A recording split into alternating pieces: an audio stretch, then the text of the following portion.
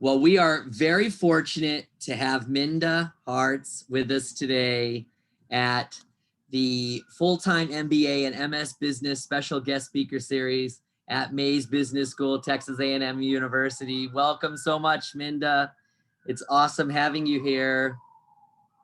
I want to go ahead and introduce Minda. Go ahead, Minda. Want to say something? I was going to say thank you. I'm excited to be here with you all.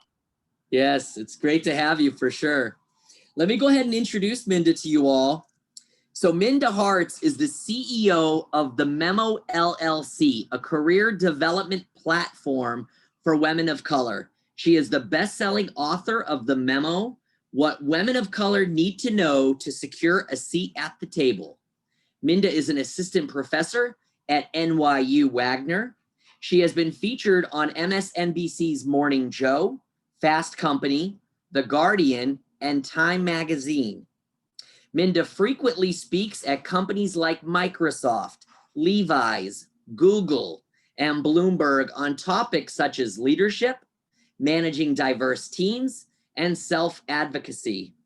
She also hosts a weekly podcast called Secure the Seat, which you may be able to find. I believe it's on LinkedIn, right, Minda? Yeah, so I do a live show on LinkedIn, but also the podcast is on Apple or wherever you like to listen to your podcast. Yeah, of course. Yes. I know the live show. Well, it's fantastic having you, Minda, here today with us all. And I want to, give you obviously the floor to say hello, introduce yourself maybe as well, or, just share whatever you'd like with the audience. Yeah, thank you, Richard. Again, thank you all. I know you could be anywhere in your house or on the internet, and you're here with us tonight. So thank you so much. I know that we're going to have a really hearty conversation, so I won't give away too much, but I am in New York. And so, and I've been quarantining in the house since March 8th. So here we go. Ouch. I hear you though, trust me. Well, it's been really great to have you. I want to know first, and I think the audience will want to know, just walk us through a typical day in the life of Minda Harts.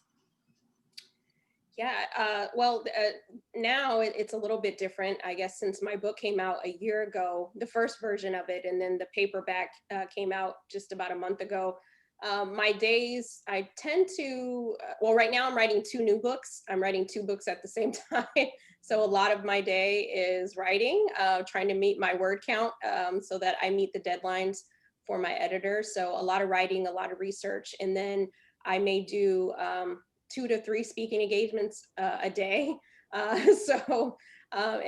then preparing for the class that I teach once a week. So, and then life outside of work. So keeping busy, have a partner and a French bulldog. And so sometimes they like my time too.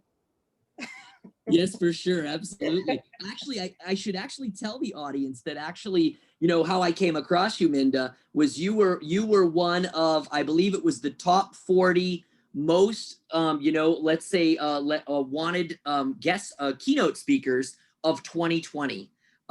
So that list that came out, I had reached out to you based on that list. And that's how I actually came across Minda. And it's funny, as you would maybe expect, we actually have some common acquaintances, out there as well, which I found was really quite interesting this week as well.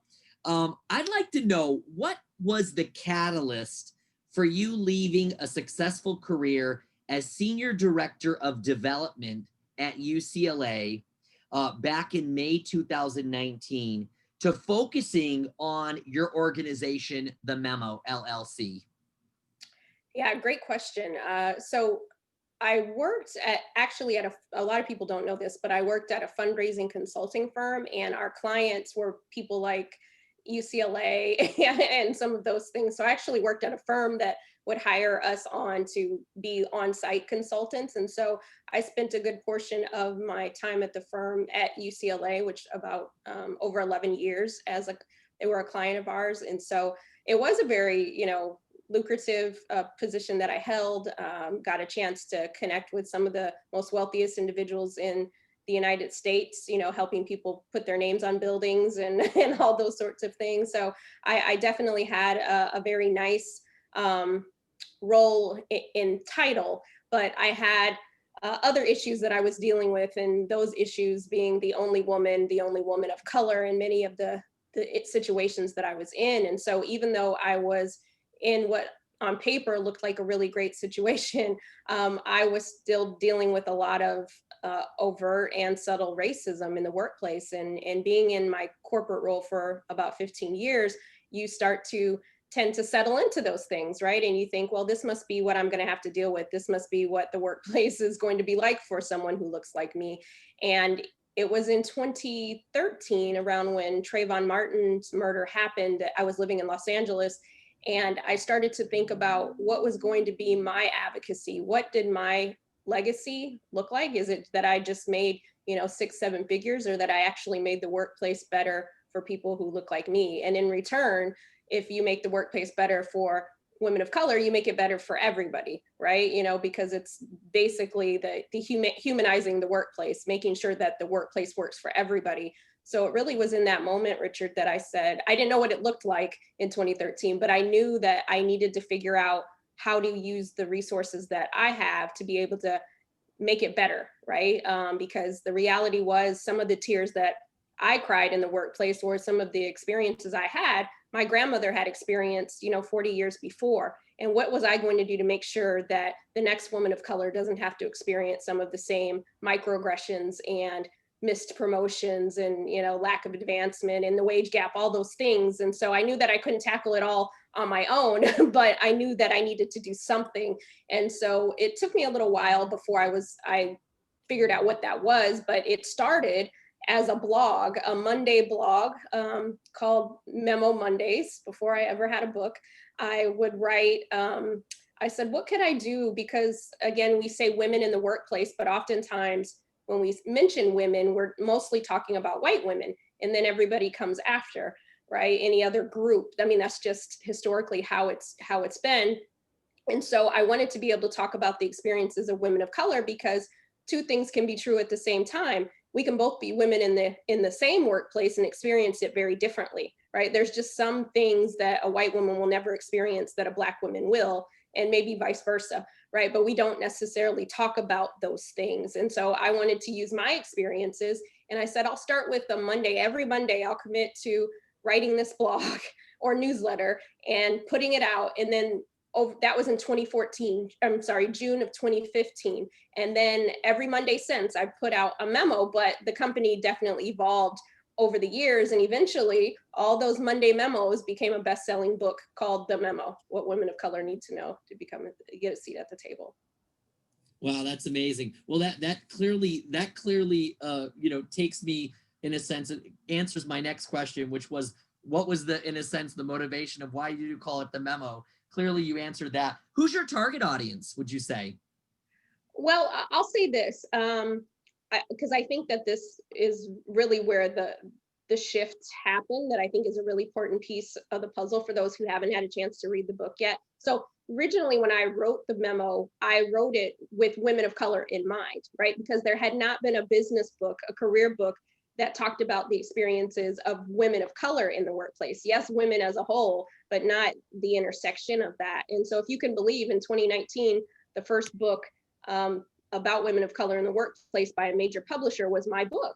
And even in that situation, I think it's important to share two facts: is that there are 5 major publishers out there, and 4 of them said there's no audience for the memo. They said that women of color don't experience racism. These things are not happening. And when you don't have a diverse group of people around the table that they've never had to experience, or they think, oh, those things can't be happening in 2020, right? And we see that these things are still happening in 2020. And so 4 publishers said there's no way this book would do well.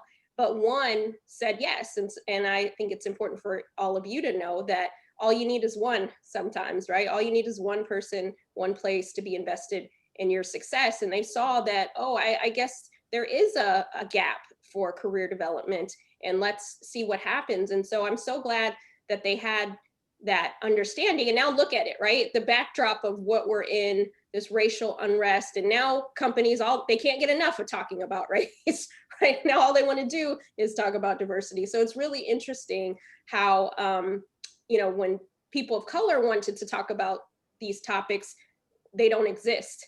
And then we shift into more of a dominant culture, and now people are ready to talk about it. So I think it's a really interesting juxtaposition where we are in the workplace today.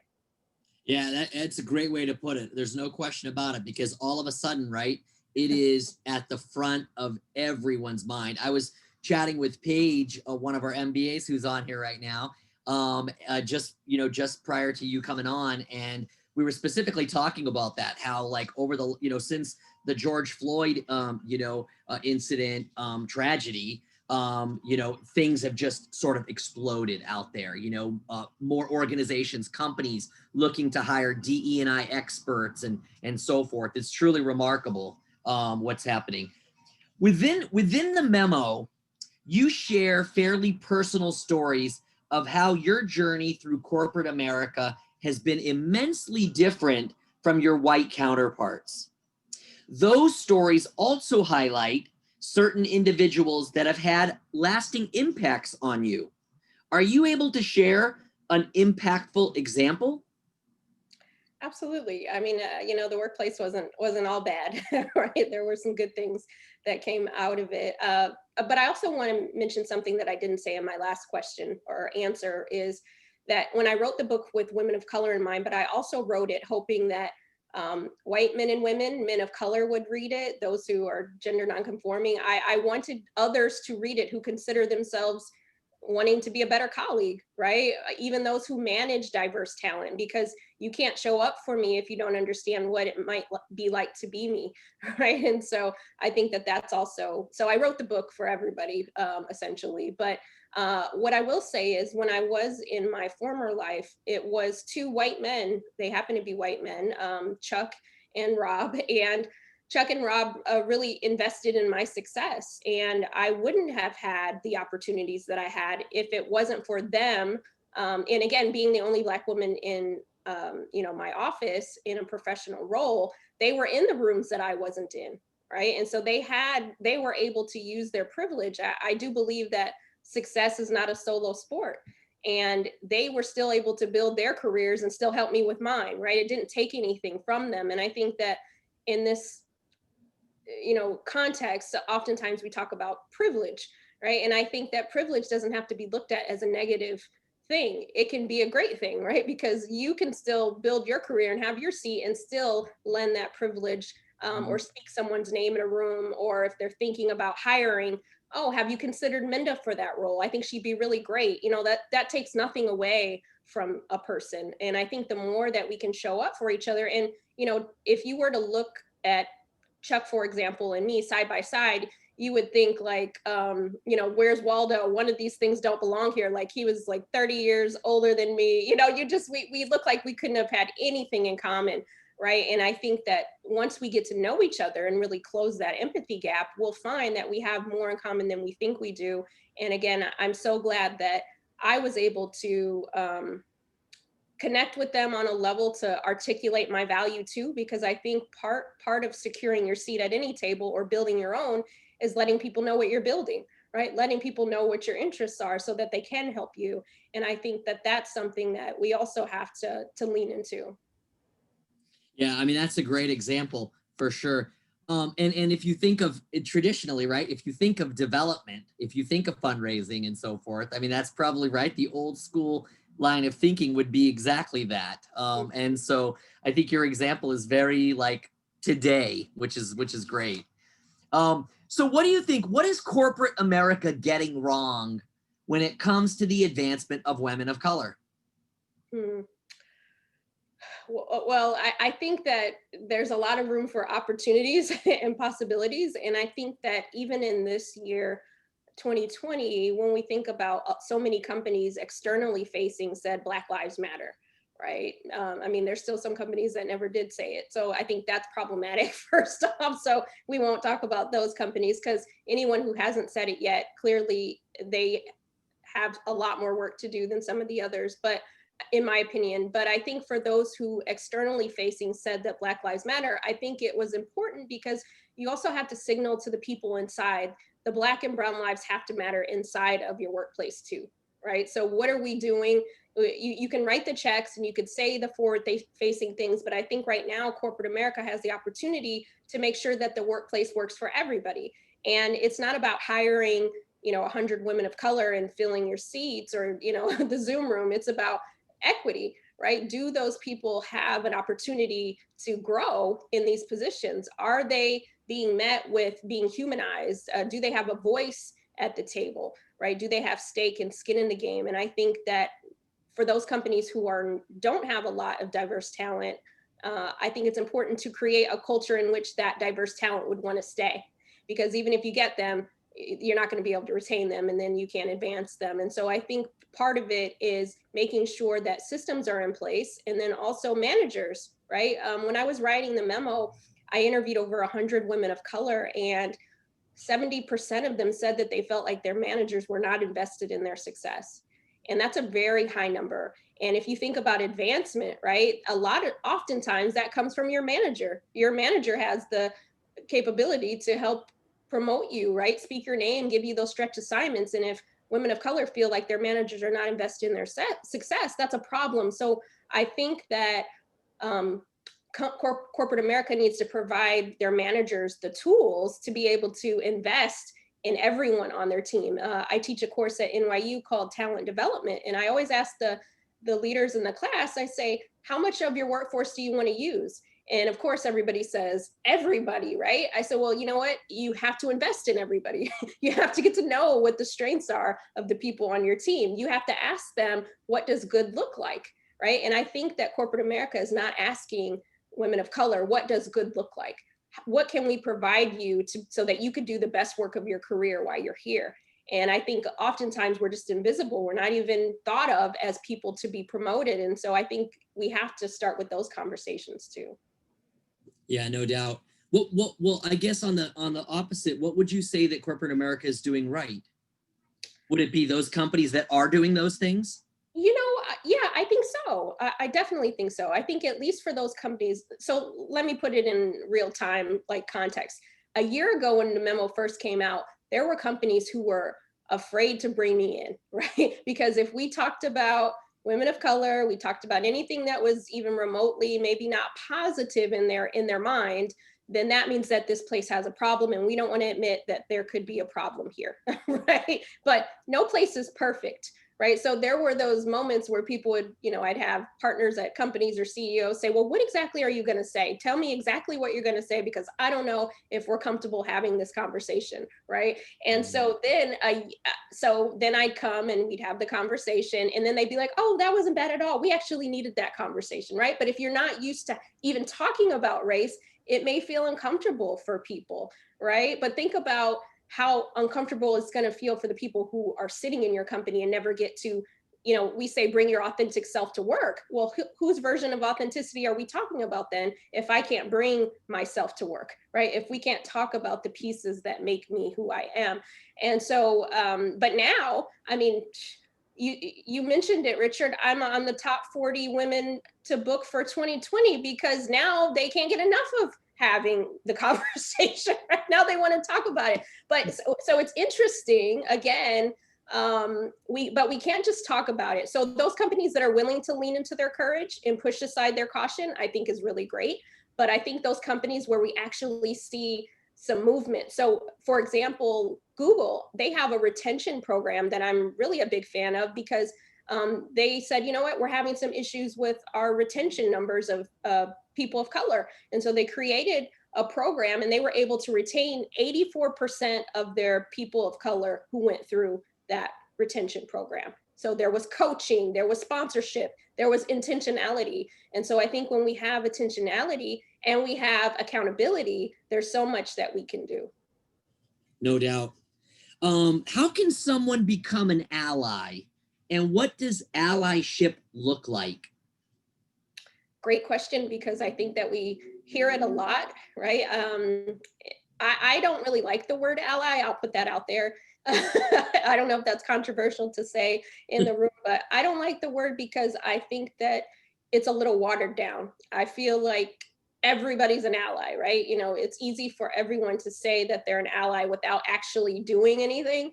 And I think allyship has to be that verb. It has to be shifted into action. I don't know if any of you were in Boy Scouts or Girl Scouts or 4-H or Brownies, any of those, but in order to get the badge, you had to do the thing, right? You had to do an act of service. And so I think that when we talk about allyship, it's cool that people consider themselves allies, but when was the last time you actually acted that changed the situation, that you moved just being an ally in name only, but you actually showed up for someone who really needed it? Or, you know, you have some, as we say, you have some receipts, right? You got to have some receipts. And for me, I think when I look at people who've allied for me, they've actually shown up for me. So another example of this, in the book, I write about a manager that I had early in my career. I had burnt orange fingernail polish on, and my boss, who happened to be a white man, said, "You people love your bright colors." And he went on to joke for 15 minutes in front of another colleague about how Black people love bright colors. And in that moment, I didn't know what to say. I was so like stuck, like deer in headlights. You know, I didn't know if I could say anything. I didn't know if I should, because I didn't want to be told, "Oh, you took it the wrong way. You're being the angry Black woman." You know, like I didn't know what to say to him. And I tell you that story because those things are happening still today to a lot of different people in the workplace. And yes, it was astonishing that my manager said that to me, but you know what was equally hurtful is that my colleagues just sat there and kind of chuckled why it was happening. And I bet you if we asked him, he would consider himself an ally, right? But an ally is showing up for somebody when you need them to, right? You know, and you asked me what it looks like. So I use that as an example because let's talk about what that person could have done, right? That person could have, if they weren't comfortable saying, "Hey man, that's not cool to say," right? We don't talk like that here. Maybe they're not comfortable going from 0 to 100 real quick, right? And calling it out when it happens. I get it. But perhaps that person could at least came to me after the situation had happened and said, "You know what, Minda, I apologize on behalf of so-and-so. I'm sorry that he said it. That was wrong. I apologize that I didn't say anything in that moment. I never let it happen again." You know, think about what that would have done to a 23-year-old only Black person in the room, you know, and I would have had trust in a lot more situations later down the line, right? And that would have done something for me. But that I would go on to experience all those different things and more that my manager would say, and no one ever said anything. And they just pretend that it didn't happen. Or that person, another way allyship could have shown up is that person could have gone to my manager, right? And said, "Hey, just want to let you know how that might have landed on Minda. Just wanted to make you aware of it," right? You know, like there's so many different things that we can do. And in virtual environments, when we see these things happening, we have direct messaging, you know, we can say something to someone, those sorts of things. And so I really think it's imperative that if we're going to call ourselves allies, then it's going to require something of us. And so for me, I'm like, you know, don't call yourself that if you're not willing to show up, right? And so I think that, but we do need some good allies. And I'm glad that I have had some good ones along the way to really show up for me, but it takes courage, right? And I mentioned earlier, we have to learn how to lean into our courage and push aside our caution because nobody benefits when we're cautious. Yeah, I mean, that's a great example. Say someone on this Zoom is experiencing discrimination in the corporate environment right now. What would be your advice for them to conquer these hardships? And I think I know the answer to this part maybe, but what should allies do if they witness this? Yeah, you know, so I think that the other part of this is when you ask me what corporate America could be doing better, I think that we could provide people the tools on how to have hard conversations, right? Because if something is being said that's harmful to the person that's it's said to, then they have to have a psychologically safe environment to be able to address that, right? Because it also takes courage to say, "This happened to me," right? Or "I've experienced this." And so I think we have to normalize being able to have conversations that may not feel comfortable to people who said it. So for example, when I was in corporate life, I'd always have a lot of my colleagues come after something had been said, they'd come to me and they would say, well, you know, Jim didn't mean any harm, right? I'm sorry if anybody's named Jim here. It's just the first name that popped in my head. And Jim doesn't mean any harm, right? Oh, that's not what Jim meant. And I often used to think, well, God, you know, Jim gets so much care, right? Like we're always coming to Jim's case. We're always supporting Jim and what Jim has said. But what about the Mindas of the workplace? Who is ever going to Jim and saying, you know, Jim, you may not have meant any harm, but you know that might have caused Minda harm, right? And I mentioned that two things can be true at the same time. Jim may be your buddy and you go to happy hour together or, you know, whatever, you play games together, but he also could be harming somebody else, right? And so we can't discount those experiences when they happen in the workplace. And so I would love for people when they see those things happening, or, you know, follow up with the person that has happened to, but then also address the gyms of the workplace, right? Because I think if we continue to normalize bad behavior, then it's always going to be, right? You know what's going to happen? Those people are going to leave. So we're going to drive out good talent, and Jim gets to stay and live his best authentic life harming people, right? And when I left my job, the woman that was causing a lot of trauma to me, she got to stay, right? And they ended up hiring 3 more Black women after I left, and none of them stayed. But that person is still there, you know? So when we talk about giving the care of, do we want diverse environments? Do we want places where people can plant themselves and grow? Well, we might have to change what's been status quo inside of the culture. But again, all of this takes intentionality, and it takes a lot of courage to shift and dismantle systems of oppression. Yeah, I mean, I think the difficult dialogues, I think that's always a good thing to have, like, you know, these kinds of conversations. Recently, I participated in one actually at the greater university level at A&M, and I thought that was very useful. I think continuing to do those kinds of things, if nothing else, it brings awareness to you know, what's going on, and just, you know, kind of keeps things front of mind. Because I mean, ultimately, right, if you're not aware of certain things, you may be doing things that are hurting others that, you know, that you just, you know, you simply are not aware, and it's a bad thing, obviously. So I think these kind of difficult conversations, I think, do help us to, you know, to kind of be more aware of those types of actions. Yeah, So. and I just want to add, Richard, you know, I don't think we have these conversations as to shame people, but I think it's to help people get better, right? Because if we, you know, after I've had many white people who've read the memo and they'll write to me, and I'm very clear with where I feel with a lot of different things. So some of them will reach out to me and they'll say, oh, it was a very difficult read, but it was very important that I read it, because they're like, well, why didn't my woman of color colleague or someone that I met, my direct report, why didn't they tell me I was doing these things? And it's like, was there a space for them to be able to come to you without being defensive, right? Or were they even giving you those cues and you just weren't picking up on them, right? And so oftentimes they were like, well, thank you for telling me, because I didn't even know I was doing these things. And I think that's part of it, right? Oftentimes I don't think people are doing these things because they want to cause harm, but we've been exposed to systems of oppression and, you know, racism. And so those things, you know, the bias, unintentional or intentional, they seep into to many pores, right? And they just say things because nobody's ever told them that it was wrong. And that's with many of us, right? Some of the things that we say. I mean, I have grandparents who, you know, I would go to their house and they would say something. I'd be like, Grandma, you can't say that anymore. You never should have been able to say it before, but you can't say it now either. You know what I mean? And so if nobody tells them, you know, and I think part of that is if we're having courageous conversations, then we also have to hear people out. Right? We have to hear people out. And I think that's part of learning how to hear people out, right? We may not agree, we may not agree, we may agree. But the reality is, can we have the courage to hear people out?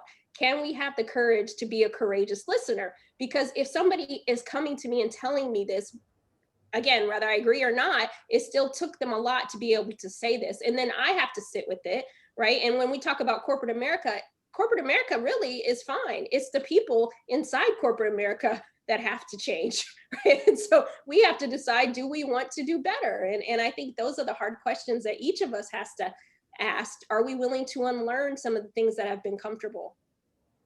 Yeah, no doubt. What are your methods for identifying toxicity in a workplace environment?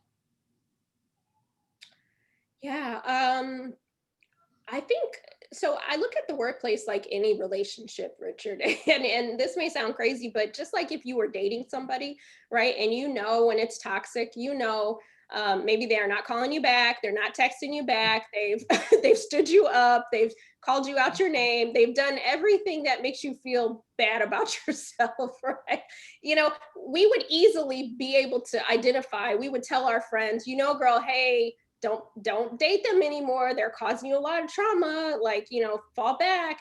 But something about workplace, we don't necessarily look at it the same, and I think it's the same. We know when we're being mistreated, and I realize that we're not all able to just leave when we're mistreated, but I do think that there's those certain things that we could say, you know what, this is not okay. But I'll also say that my threshold for tolerance may be different for somebody else's, right? So what may bother me may not bother somebody else, right? So I think we have to realize, you know, what are our triggers, right? Asking ourselves, what are those things? Because I think in my experience, I can only speak for me, but there were certain things that would happen throughout my day. And sometimes I'd be micro and macro aggressed on the hour. So I didn't have the energy to be able to address every single thing that happened throughout the day, right? Otherwise, I never get my work done. So I had to, because what happens, we have those situations and you play them on a reel in your head while you're trying to do your work and everybody else has moved on with their day, right? And that's toxicity, right? If you're always triggered in those moments. But also too, I would say for those people who are not allowing you to be who you are in the workplace, right? If there's any form of discrimination, we know what that looks like. I think that's toxic. I think those people who like to CC people on emails who have nothing to do with things, that's toxic behavior, right? I think there's so many toxic behaviors that happen that go unchecked in the workplace. And that's why I really do think a lot of it is the manager could help create a culture in which certain things are just not tolerated, right? So if you have a manager who, you know, you have, so let me see, recently somebody wrote me an email, and I think this is the best way to describe it. And they were, after they had read the memo, they were telling me this story, and you're probably going to be surprised when I tell it to you. I'll tell it really quickly. This person was on a Zoom call. They were in a meeting. It was a woman who had done, she was a woman of color, and her team that she was on, she wanted to contribute to the conversation.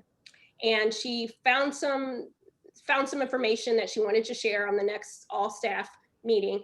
And one of her teammates, as she was finishing up giving kind of a report out on what she had found that she wanted the team to take into consideration, one of her colleagues, who happened to be a white woman, said, "What do you know? You don't even have a college degree."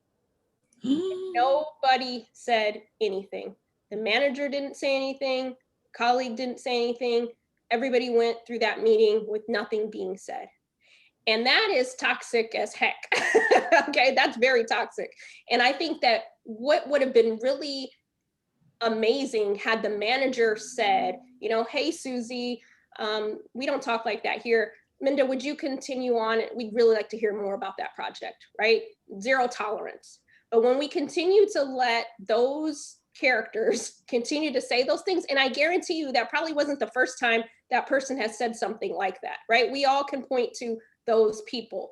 But I think what has to happen is we have to create a culture in which we dismantle that toxicity, because that kills the team, right? You know, and now that person is sitting with that. And now, I mean, everybody on the call knew that was the horrible thing to say, right? But nobody humanized that person. And it's been about a couple of months since that situation happened. Nobody has still said anything to her about it, you know? And so I think, again, there's so many of us that consider ourselves allies, but where are they when it counts, right? How would you like someone to show up for you? And I think, again, we have to humanize these experiences for everybody. Yeah, that person should have gotten the old boot out the door. That's just really rude, and clearly inappropriate on all levels. I have one more question I want to ask you, because I want to make sure to give the audience a lot of time to ask you questions. So what advice would you give to our MBAs that will be re-entering the workplace when they graduate, or in the case of our MS business students that will be beginning their careers? What advice would you give them? Yes, I think it's a great time to be entering or re-entering the workforce because there's so many more opportunities than you had even a year ago, right? Maybe you didn't want to live in New York, you wanted to stay in Texas or wherever you might be. And now because of flexible and remote working environments, it opens up a whole lot of opportunities now. And so the one thing I would say is, keep your possibilities open and go after those things that you want. The other thing I would say is start to think about interviewing your next employer, because I think so often we are like, oh, let me ace the interview. But what are the things that you need? Where are the places that you can plant yourself and grow, right? What is it that you want in your short term and long term? And make sure you ask the type of environment that you think you'd thrive in. Ask those questions that get down to that, right? Because I think that oftentimes we give the power away, because we want the job, but we don't often ask the right questions when we're job searching either, so that we know this is a place. I mean, obviously you're not going to know everything, but that employee journey, the way they treat you in the beginning will really dictate how you might experience that workplace later on. So rooting for all of you. Yeah, that's great advice. Thank you, Minda, for that. That's great advice for all of them.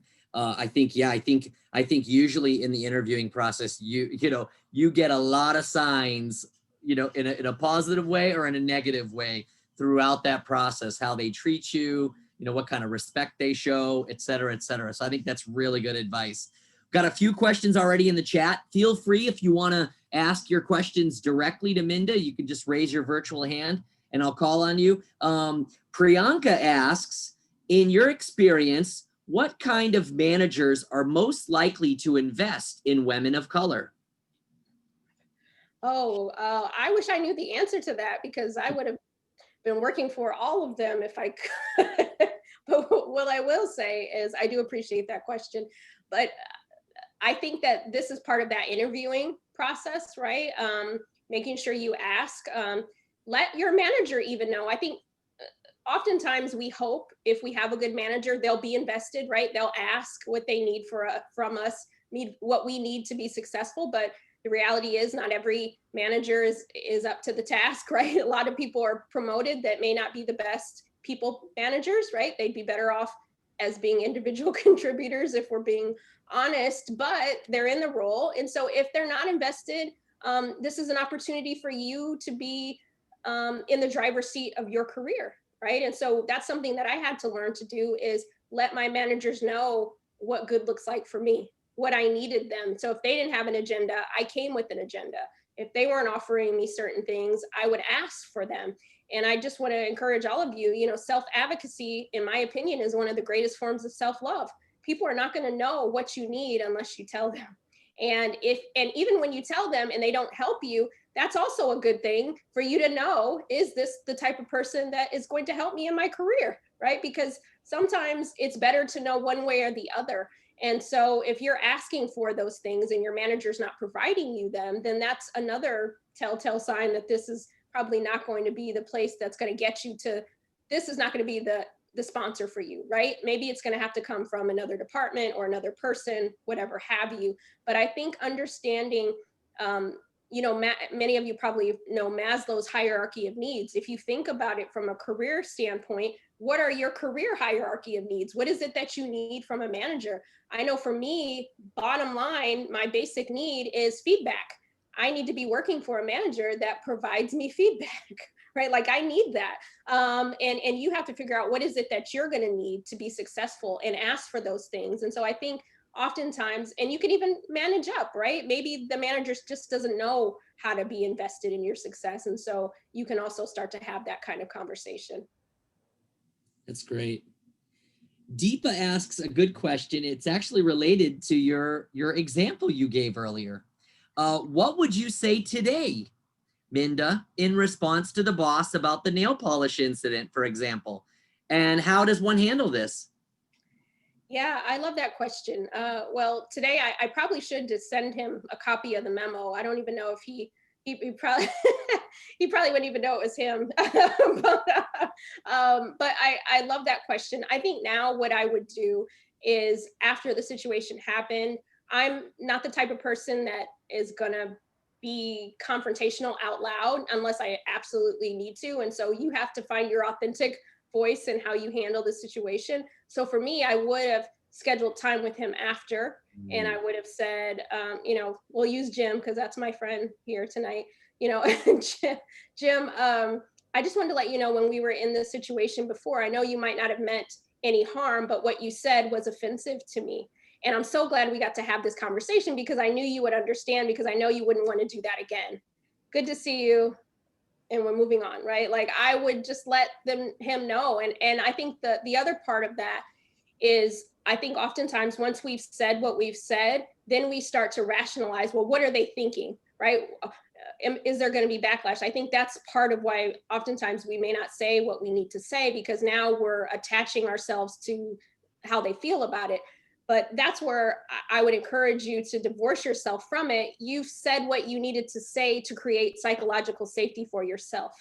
And you hope that they would listen to what you said and hopefully not do it again, right? And so giving them the benefit of the doubt doesn't mean that they're racist, doesn't mean they're a bad person. I mean, it could mean those things, but it doesn't have to mean those things, but you give people the benefit of the doubt. And I think if we did that, if we let people know how they're showing up in the workplace, we can create a better workplace, right? But so often we just say, well, we'll just let these things go, and nobody benefits when we do that. And you know what happens? The next person has to experience that, right? And I often think about that nail polish comment, because I'm sure he went on to harm other Black women, women of color, women, period, that he came in contact with, right? And so now I think really long and hard about having those conversations, because I know it's not just about me. It's bigger than me. It's about, dismantling systems that don't harm other people. And so when you think about it, think about how you're helping yourself, but you're also helping the next person as well. That's great. Ryan Staples, one of our MBAs, asked, what are the resources you recommend to train future employees on microaggressions and inclusion in the workplace? Yep, thank you for your question. I definitely think 3 things are helpful when you're thinking about it. Listening, right? So conversations like these are great, because maybe you weren't aware that some of these things were happening, or what a microaggression really looks like, or, all those things. And so listening, and then we educate ourselves, right? So read books like The Memo, read other resources, listen to communities who are on the margins and hear their experiences. Like right now, yes, I'm a woman of color, but I don't know the experiences of my Latinx brothers and sisters, right? Like, I don't know all of the experiences. And right now I'm reading this book called Making Hispanics, right? I'm educating myself on what is it that I need if I want to be an ally. How do I show up? I at least need to have some understanding of what life might be like, situations, experiences, right? I'm not going to know everything, but at least I can come to the conversation with something, right? That I'm not burdening that person to tell me all about their experiences. Now I can have something that I come to the table. So listening, educating, and then activating, right? So small acts of courage. What does that look like? What does showing up and what does courage look like? Each of us have to figure that out. The other thing that I'll say is, if we're not comfortable having those conversations, if you're working or you're in school, ask your advisors, what are the resources to be able to have difficult conversations? And a book that I use in my class at NYU is called Difficult Conversations. I don't know if you all can see this. Mm-hmm. Difficult Conversations, How to Discuss What Matters Most.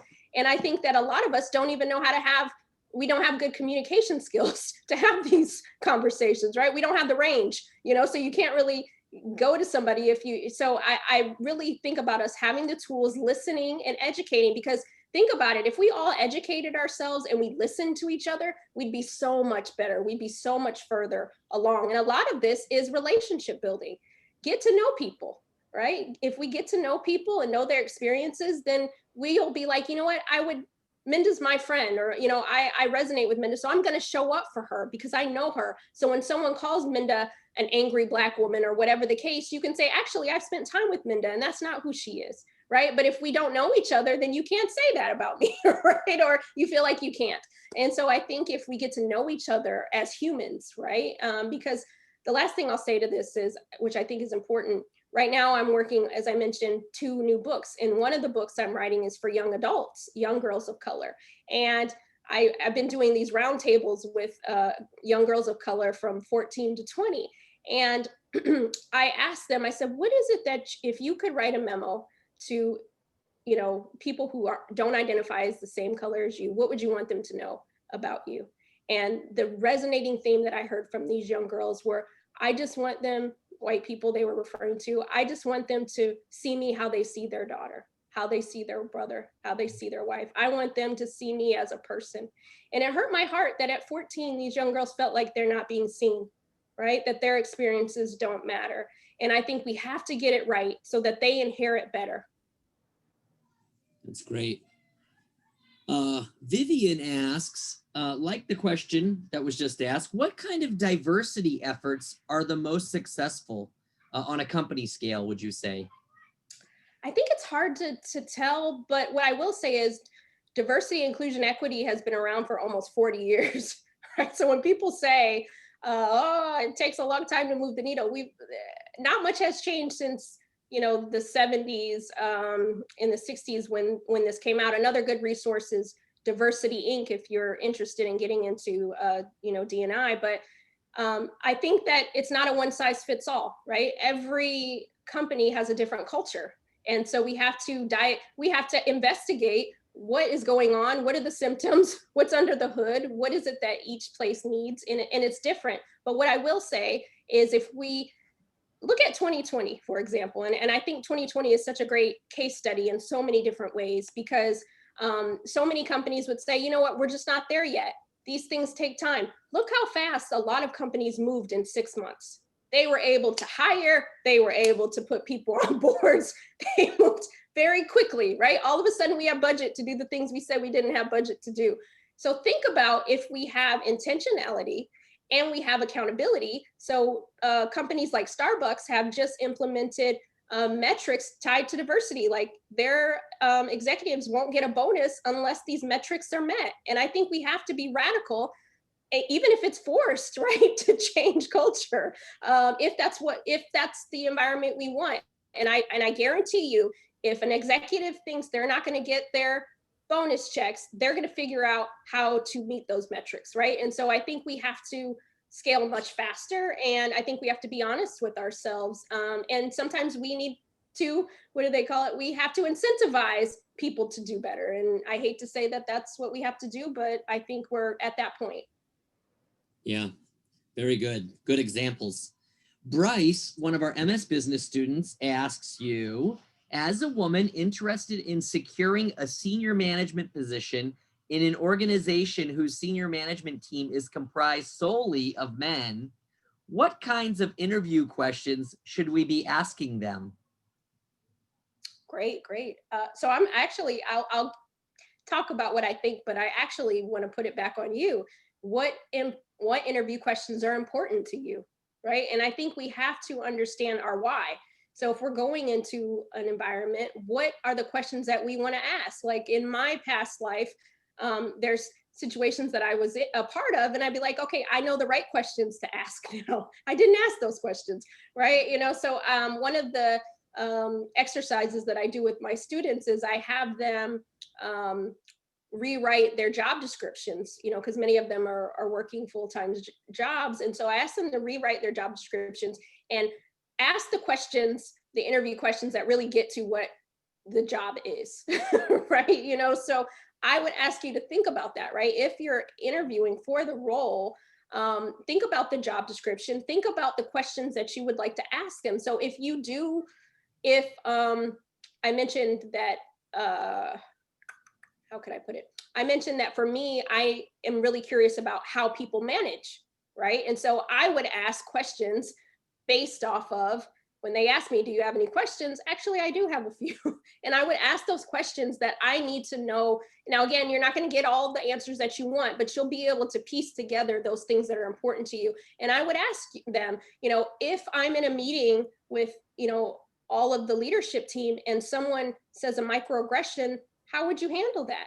And again, I know that these are uncomfortable conversations, but we need to know that people are thinking about these things, right? And so I do think those questions need to be asked. And if they're like, I don't know, then that tells you everything you need to know, right? Now, if someone gives you more of an empathetic answer, like, well, you know, we need some work on that, and they're being honest with you, then you can also, you might want to work in that place, right? But I think we have to ask the questions. Again, my questions would be different because I know what I need in a workplace. So I'd ask you to think about your why, get really clear on what you need in this phase of your career and what you want. Ask about mentorship, ask about sponsorship, ask about, you know, what diversity, equity, inclusion looks like at the company. You know, ask some of those questions and push a little bit, because I don't think we ask enough of those questions. And I even think for companies, if you're ever in a position where you get to hire people, ask them the same questions, right? Have you ever managed a diverse team? You know, and diversity means a lot of different things, right? And so I think we have to ask those questions that really make the workplace better for everybody. Fantastic. Allison asks, dismantling old ways of doing is exhausting. What do you do to refill your heart tank and keep going? That's a great question. It's definitely a lot, especially with the work that I do, because you know we're in a pandemic, or we're in what they call a syndemic, multiple pandemics happening at once. You have political, health, racial, all these different things. So it is tough to be, you know, a Black woman in this country right now, and so it's hard. But I realize that so many people benefit if I keep going, right? But I also need to honor my body and know that I can't keep talking about these things and give my all if I'm filling from a empty cup. And so I've had to really set boundaries. I have a really great coordinator that works with me, and I, you know, once I hit a certain amount of work for the week that I know I can't really push anymore, I ask her to hold me accountable, because I'm the type of person that's a workaholic and I'll just keep on keeping on. So I have to set guardrails for myself. And then in December, I've been on the road virtually and in person for almost 2 years. So I've going nonstop. And so December is where I've said, you know what, I'm just going to have a sabbatical. And I get anxiety even saying it out loud, because I have not had that time where I have not been doing something, right? And so I know that I need that time, because I know that whatever's coming ahead is going to need me fully. It's going to need all of us. So we have to really put those guardrails up for ourselves. So self-care is so important, because you know, the thing of it is, if you work yourself to the ground, and this is to all of us, we'll never fully be able to have that seat that we want, because we'll never be able to enjoy it, because we'll be stressed, we'll be sick, all of those different things. So definitely take care of yourself. That's great. Well, I want to just, one came in. Clarissa, thank you, Clarissa. We have one good last question from Clarissa. Yay. All right, cool. So she asks you, Minda, I have spoken to a lot of people who, when I mention the term microaggressions, cannot understand what I mean. Am I not giving them a good definition? What would be a quick way to help them understand? Great question. I think I get that question a lot too, because I think there's still people who haven't had it happen to them, or they don't realize that they've seen it happening. But it's, the way that I would describe it is, use my nail polish example for, if you'd like, because I mean, that's a clear, I don't know if that's a micro or a macroaggression, but that's a clear sign of what's happening in the workplace, right? So again, it can be subtle, right? So subtle might be, when I took on a new role at a different firm, I had one of my white women colleagues say, did they hire you to work with all the Black clients? You can decide on if that's a micro or macroaggression, right? But those are the things, right? Those subtle type of cuts, right? And eventually when you have all those cuts, that becomes very traumatic. It's just like cutting in the same spot, right? And so I think we talk about language. I'm really big on that in the memo, is understanding our language. Now, that person may not have meant any harm, but the reality is it still was harmful, right? And I think that's what we tell people, you know, our language that's harmful to people that may not affect you in the same way, but I guarantee it, if someone said that to them constantly, they would feel the harm, right? Another way of putting it is when someone says, oh, you're so articulate, or when, you know, those things for a person of color are very triggering because what would you expect me to be?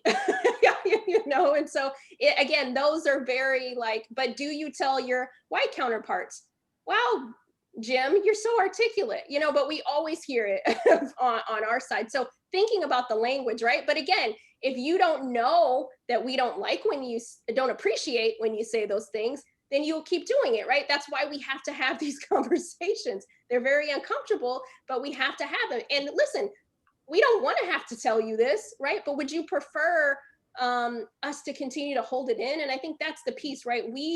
Many of us are just surviving in the workplace because we never get a chance to say what's really going on. And I feel like that's, so many women have gone to, you know, their graves not being able to say their truth, right? And I think that's unfortunate. And I think that, again, we have an opportunity right now to make the workplace better than we found it.